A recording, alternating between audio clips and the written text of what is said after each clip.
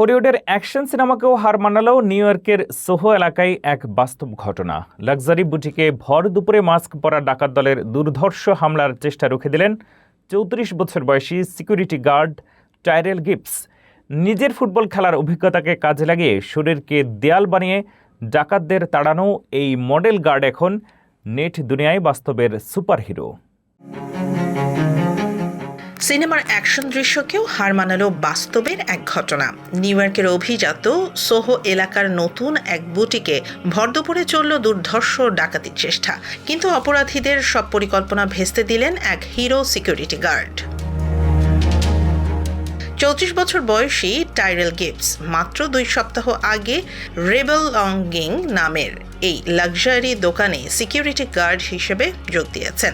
ঘটনার দিন এক তরুণী দোকানে ঢোকার পরপরই মাস্ক পরা ২ অপরাধী জোরপূর্বক ভেতরে ঢোকার চেষ্টা করে।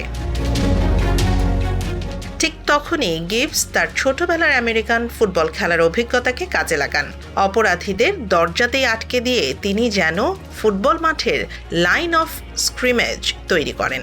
নিজের শরীরকে দেয়াল বানিয়ে ডাকাতদের এমন ধাক্কা দেন যে তারা শেষমেশ রণে ভঙ্গ দিয়ে একটি সাদা গাড়িতে করে পালিয়ে যেতে বাধ্য হয়।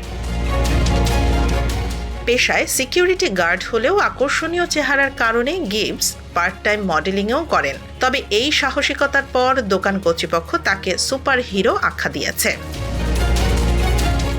ঘটনার পর গিবস জানান তিনি কাউকে আঘাত করতে চাননি, শুধু সবাইকে নিরাপদ রাখতে চেয়েছিলেন। বর্তমান অর্থনৈতিক মন্দা এবং তরুণদের অপরাধে জড়িয়ে পড়া নিয়ে দুঃখ প্রকাশ করেন এই বাস্তব জীবনের হিরো। এমন সাহসী প্রতিরোধী প্রমাণ করে সঠিক সময়ে সঠিক সিদ্ধান্তই পারে বড় দুর্ঘটনা রুখে দিতে।